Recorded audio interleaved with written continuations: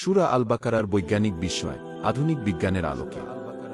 সূরা আল বাকারা শুধু ইসলামের দিকনির্দেশনামূলক শিক্ষা প্রদান করে না, বরং এতে এমন কিছু বৈজ্ঞানিক ইঙ্গিত রয়েছে যা আধুনিক বিজ্ঞানের আবিষ্কারের সাথে বিস্ময়করভাবে মিলে যায়।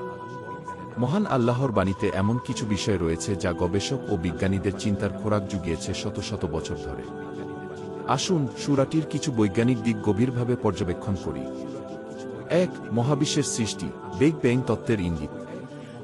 আয়াত: যারা কুফর করেছে তারা কি দেখে না যে আকাশমণ্ডলী ও পৃথিবী একসঙ্গে সংযুক্ত ছিল, অতঃপর আমি উভয়কে বিচ্ছিন্ন করেছি। সূরা আল বাকারা 2:2-5-9। বিজ্ঞান কি বলে?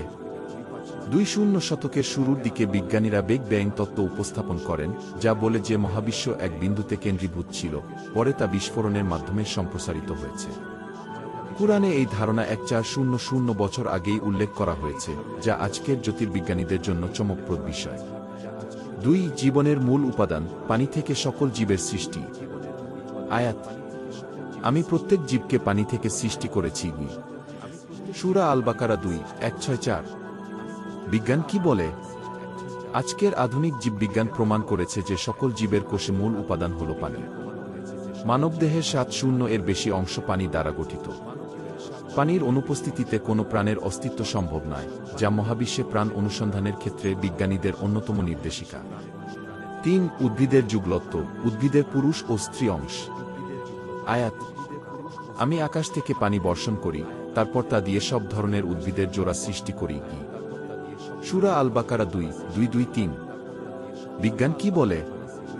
আধুনিক উদ্ভিদ বিজ্ঞান প্রমাণ করেছে যে অধিকাংশ উদ্ভিদে পুরুষ স্টেমেন্স ও স্ত্রী কর্পেলস অংশ বিদ্যমান। এমনকি কিছু উদ্ভিদে স্বপরাগায়ন ঘটে, আবার কিছু উদ্ভিদ পরাগবাহী পতঙ্গ বা বাতাসের সাহায্যে পরাগায়ন সম্পন্ন করে।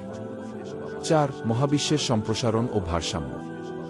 আয়াত: আকাশ ও পৃথিবীর সৃষ্টি এবং রাত ও দিনের পরিবর্তনে নিদর্শন রয়েছে বোধসম্পন্ন লোকদের জন্য। সূরা আল বাকারা 2:1-6-4। বিজ্ঞান কি বলে? 1929 সালে বিজ্ঞানী এডউইন হাবল প্রমাণ করেন যে মহাবিশ্ব ক্রমাগত সম্প্রসারিত হচ্ছে, এক্সপ্যান্ডিং ইউনিভার্স। এই ধারণাটি কুরআনের আয়াতের সাথে মিলে যায়, যেখানে মহাবিশ্বের ভারসাম্য ও সম্প্রসারণের কথা বলা হয়েছে।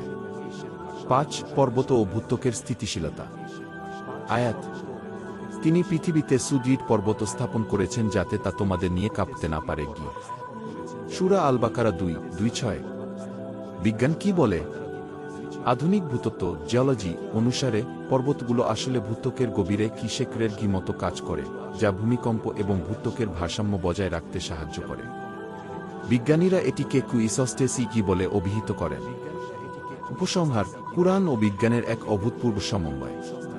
কুরআন কোনো বিজ্ঞান বই নয়, তবে এতে এমন সব বৈজ্ঞানিক ইঙ্গিত রয়েছে যা আধুনিক গবেষণার আলোকে প্রমাণিত হয়েছে।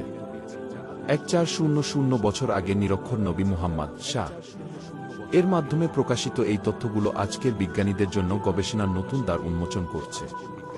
সূরা আল বাকারা শুধু আধ্যাত্মিক পথনির্দেশই দেয় না, বরং জ্ঞানীদের জন্য গবেষণার বিস্তৃত ক্ষেত্র তৈরি করে।